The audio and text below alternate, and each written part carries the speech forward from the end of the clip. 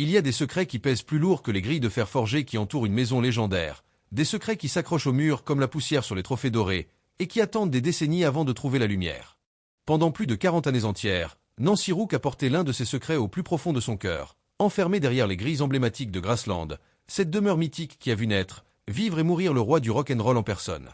Bonjour à tous et bienvenue sur Chronique Le Baz, la chaîne des mystères historiques et des vies légendaires. Elle n'était ni une star scintillante sous les projecteurs hollywoodiens, ni une chanteuse à la voix puissante qui faisait vibrer les stades bondés, juste une femme discrète et dévouée originaire des quartiers modestes de North Memphis, celle qui préparait avec une précision presque rituelle le petit déjeuner d'Elvis Presley chaque jour, qui disposait ses vêtements impeccablement pliés sur le lit immense de la chambre jungle, et qui le voyait dans ses moments les plus intimes et vulnérables que le monde extérieur, avec tous ses flashs et ses caméras, ne verrait jamais, même dans les documentaires les plus exhaustifs. Elle avait parcouru inlassablement les mêmes couloirs somptueux où résonnaient autrefois les rires contagieux d'une bande d'amis insouciants, où la musique jaillissait spontanément d'un piano ou d'une guitare comme un fleuve en crue, flottant à travers les murs épais imprégnés d'histoire, et où, petit à petit, inexorablement, un silence lourd et oppressant finit par s'installer pour de bon, comme un rideau qui tombe sur une scène vide. Et juste avant sa mort paisible en 2022, Nancy a enfin commencé à parler, à voix basse mais avec une fermeté tranquille qui trahissait des années de réflexion. Ce qu'elle a révélé n'était ni une rumeur amplifiée par les tabloïds avides de sensations, ni une légende urbaine tissée par les fans obsessionnels, mais un souvenir pur, authentique, gravé dans sa mémoire comme une cicatrice indélébile. Et ce souvenir a changé pour toujours l'histoire que le monde croyait connaître sur les dernières heures d'Elvis Presley, transformant une icône intouchable en un homme fragile, humain, et profondément seul derrière les murs imposants du manoir.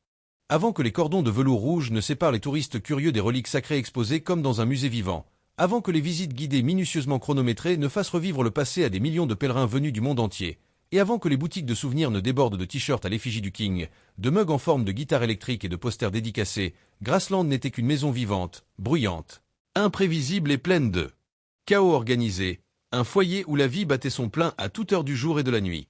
Les portes claquaient sans cesse, les invités débarquaient à l'improviste avec des bouteilles et des rires, la musique pulsait des enceintes comme un cœur qui refuse de s'arrêter, et les odeurs de cuisine du Sud emplissaient l'air en permanence. Et en son cœur absolu, battant au rythme de cette folie quotidienne, se trouvait Nancy Rook, cette femme douce et réservée de North Memphis qui avait rejoint la famille Presley presque par hasard, comme si le destin avait décidé de lier leur chemin pour l'éternité. C'était le 9 mai 1967 lorsqu'elle arriva pour la toute première fois aux grilles légendaires de Graceland, ces fameuses grilles en fer forgées ornées de notes de musique stylisées qui sont devenues un symbole universel du rock'n'roll, un portail vers un monde à part. Elle n'était pas là pour chercher la gloire éphémère ou les applaudissements. Non, elle avait simplement accepté une mission banale et temporaire proposée par une agence d'emploi locale, un boulot de ménage pour arrondir les fins de mois. Mais ce jour-là, en franchissant ces grilles pour la première fois avec son balai et son chiffon, allait changer le cours entier de sa vie à jamais, la propulsant au centre d'une légende vivante qu'elle servirait avec une loyauté inébranlable pendant plus de 4 décennies. Lorsqu'elle franchit la lourde porte d'entrée de la maison pour la toute première fois, le soleil filtrait à travers les vitraux colorés.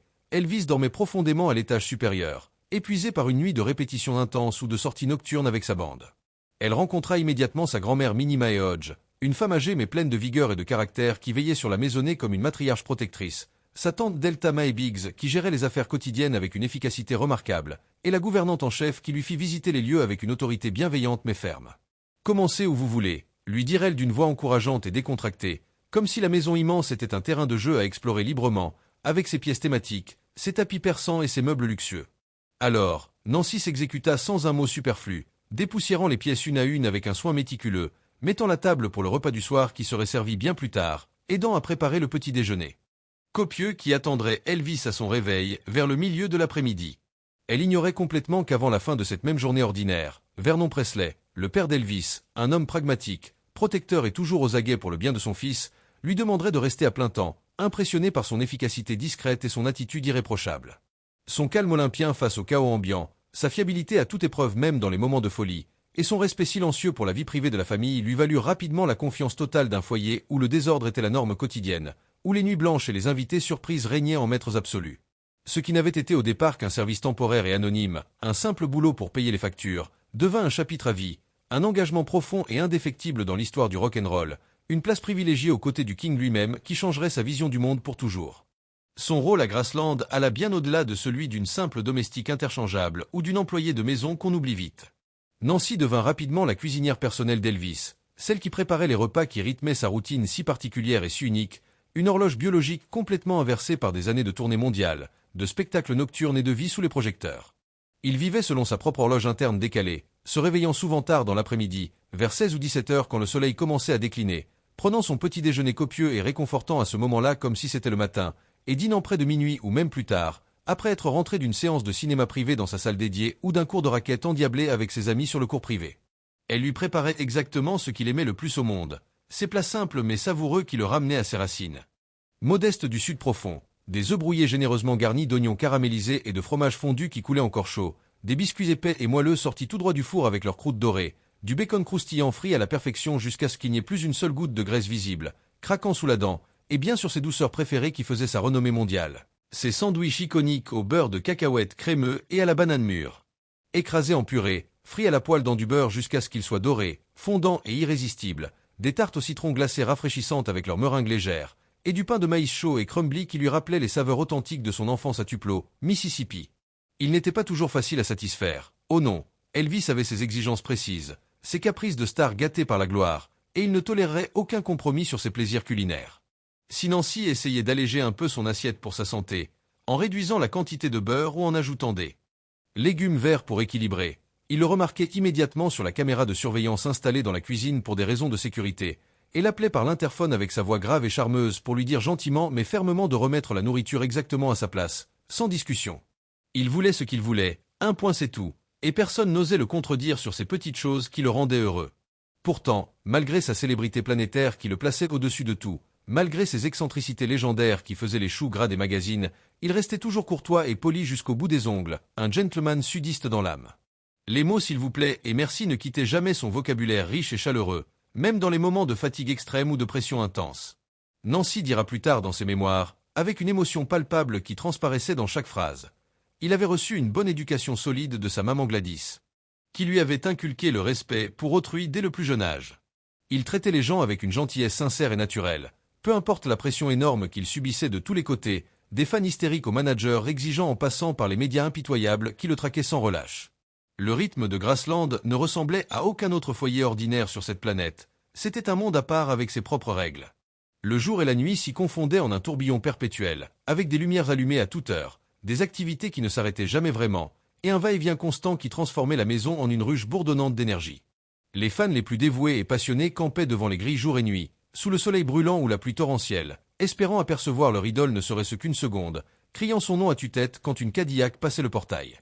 Les amis proches, les cousins comme Billy et Bobby Smith, les gardes du corps musclés et vigilants, et les membres de l'entourage fidèle, allaient et venaient à toute heure, entrant avec des pizzas ou sortant pour des virées nocturnes.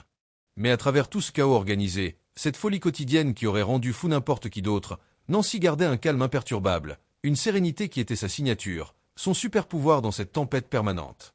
Elle voyait l'homme derrière le mythe colossal qui faisait rêver des millions, parfois en train de plaisanter en pyjama de soie luxueux dans la cuisine éclairée aux chandelles, parfois arpentant les couloirs interminables de la maison, plongé dans ses pensées profondes, ses soucis invisibles et ses démons intérieurs.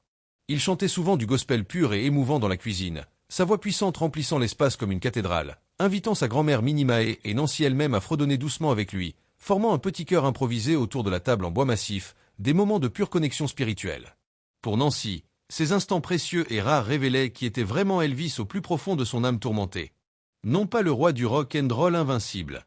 Sur scène, avec ses hanches qui suivelaient comme personne, sa voix qui faisait trembler les stades entiers et ses costumes brodés de strass qui capturaient la lumière, mais un homme seul et introspectif cherchant désespérément la paix dans sa propre maison, un refuge au milieu de la tempête incessante de la gloire qui le consumait jour après jour. Le dernier été à Graceland fut marqué par une atmosphère radicalement différente, plus lourde, plus tendue, comme si la maison elle-même, avec ses murs chargés d'histoire, pressentait la fin imminente d'une ère. À l'été 1977, Graceland ne semblait plus le même havre de joie explosive et de vie trépidante qu'auparavant, quelque chose avait changé irrévocablement. Les rires étaient encore là, oui, mais plus discrets, étouffés, comme voilés par une fatigue générale qui imprégnait tout. Les fêtes étaient plus petites, moins extravagantes, avec moins d'invités bruyants et moins de musique à fond qui faisait vibrer les vitres. La maison, autrefois pleine d'énergie débordante, de cris joyeux et de vie chaotique, portait désormais une fatigue silencieuse qui s'infiltrait dans chaque pièce, chaque tapis perçant usé par les pas, chaque meuble luxueux. Elvis Presley n'avait que 42 ans, un âge où beaucoup d'hommes sont au sommet de leur carrière, plein de projets et d'ambitions, mais ceux qui le voyaient chaque jour de très près, comme Nancy Rook qui préparait ses repas avec le même amour quotidien et rangeait ses affaires personnelles, remarquait les changements subtils mais alarmants qui s'accumulaient. Le visage gonflé par les médicaments et le manque chronique de sommeil réparateur, les gestes plus lents et hésitants comme s'il portait un poids invisible, les silences lointains et profonds qui persistaient même lorsque la pièce était remplie de monde, de conversations animées et de rires forcés.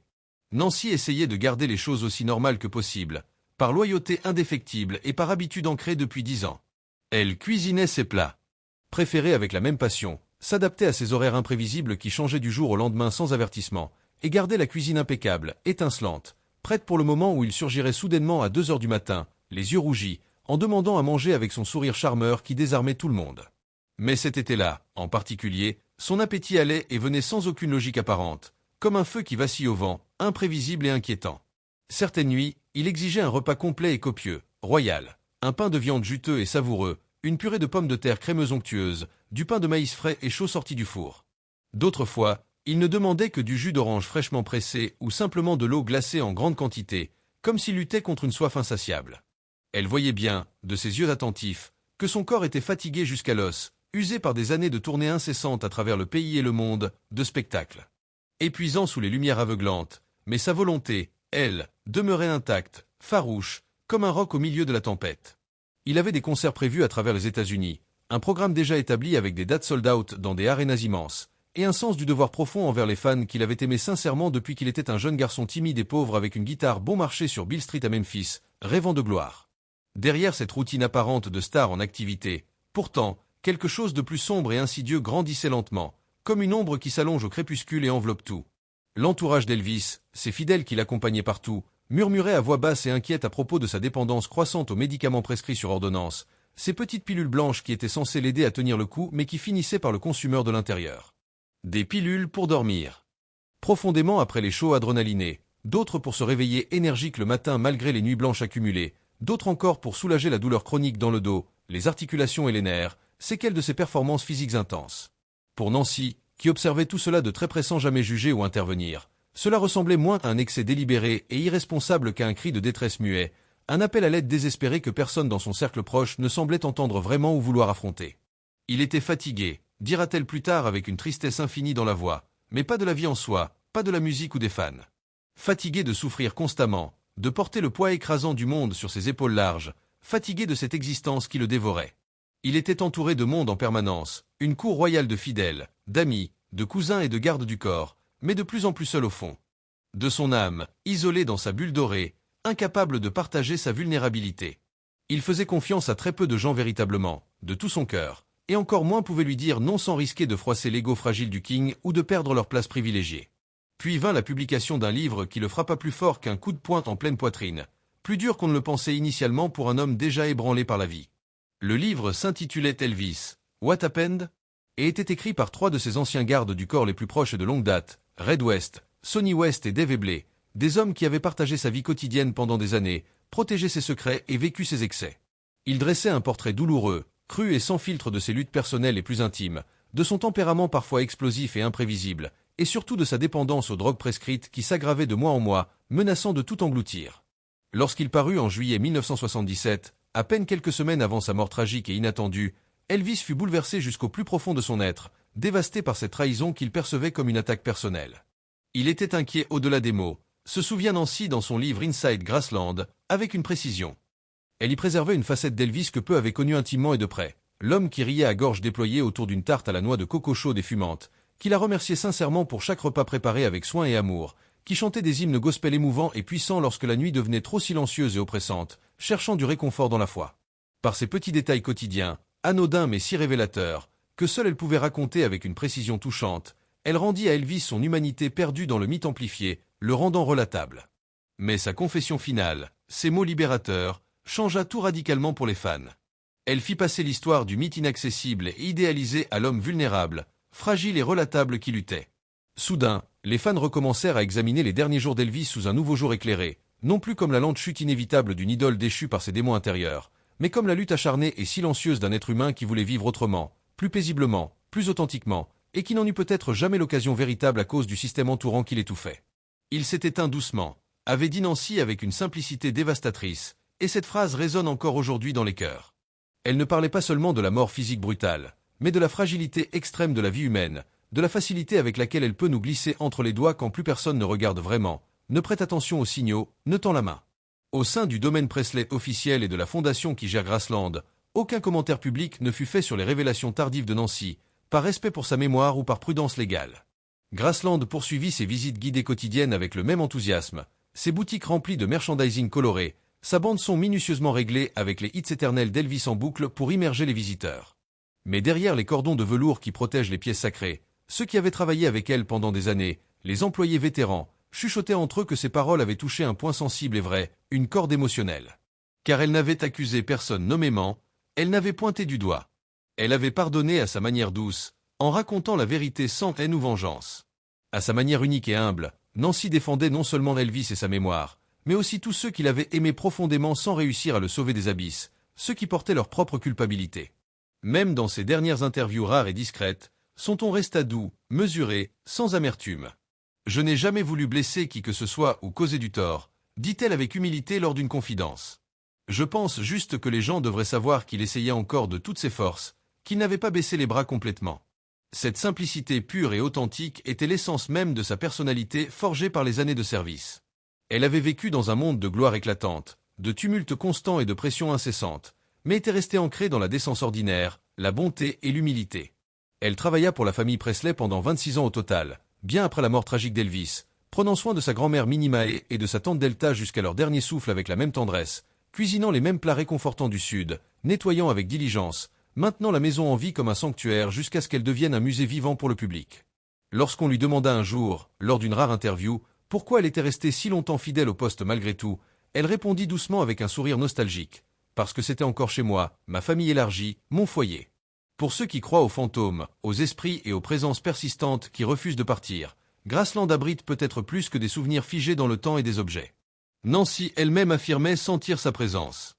Régulièrement, de façon apaisante, des lumières qui vacillaient sans raison dans la salle des trophées pleines de disques d'or, des pas légers et familiers dans l'escalier la nuit quand tout était calme, une légère secousse sur son pied alors qu'elle faisait une sieste rapide près des anciens costumes de scène brodés de strass qui scintillaient encore. C'était lui, disait-elle en riant doucement avec affection. Il me réveillait pour que je retourne travailler, comme au bon vieux temps, taquin jusqu'au bout. Pour Nancy, ce n'était pas effrayant ou paranormal, c'était apaisant, réconfortant, comme un signe qu'Elvis veillait encore sur la maison et sur ceux qu'il aimait. Peut-être qu'au fond, Elvis n'était jamais vraiment parti complètement, son esprit rôdant dans les couloirs qu'il avait tant aimés, sa musique flottant encore dans l'air. Aujourd'hui, son histoire reste à la fois un témoignage priceless d'une époque révolue et un rappel poignant pour nous tous.